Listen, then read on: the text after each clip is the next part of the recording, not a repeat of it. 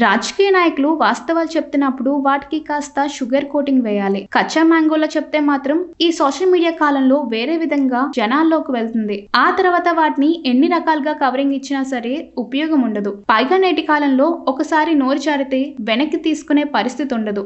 జరగవలసిన నష్టం జరిగిపోతుంది. రాజకీయ నాయకులు మాట్లాడినప్పుడు కాస్త ఒళ్ళు దగ్గర పెట్టుకోవాలి. ముఖ్యంగా అధిక హోదాలో ఉన్న నాయకులు మరింత జాగ్రత్తగా మాట్లాడాలి. జనాలు వచ్చారన్న ఉత్సాహంతో, కార్యకర్తలు కళ్ళ ముందు కనిపిస్తున్నారు అనే ఆనందంతో ఇష్టం వచ్చినట్లు మాట్లాడితే ఆ తర్వాత జరిగే పరిణామాలకు బాధ్యత వహించవలసి ఉంటుంది. నేటి కాలంలో అయితే రాజకీయ నాయకులకు నాలుక మీద అదుపు లేకుండా మాట్లాడుతున్నారు. కొన్ని విషయాలు చెప్తున్నప్పుడు వేరే అర్థం వచ్చే విధంగా మాట్లాడుతున్నారు. దానివల్ల అసలు టాపిక్ పక్కకు వెళ్లి వేరే విషయం చర్చలోకి వస్తుంది. దీనివల్ల అబాసుపాలు కావడం నేతల వంతు అవుతుంది. ఈ జాబితాలో ఇప్పుడు కేటీఆర్ చేరిపోయారు. కేటీఆర్ మాట్లాడినప్పుడు చాలా జాగ్రత్తగా ఉంటారు. కానీ ఇటీవల కాలంలో ఆయన లైన్ తప్పినట్టు కనిపిస్తుంది.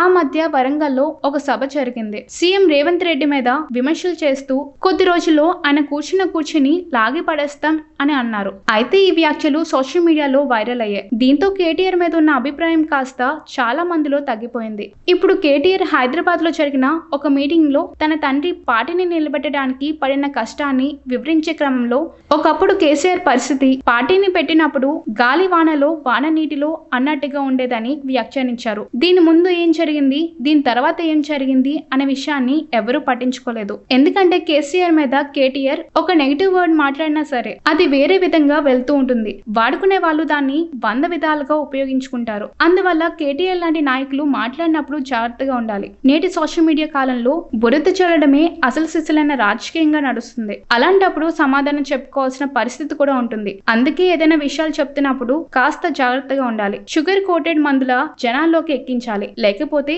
ఇలా అబాస్పాలు కావాల్సి వస్తుంది.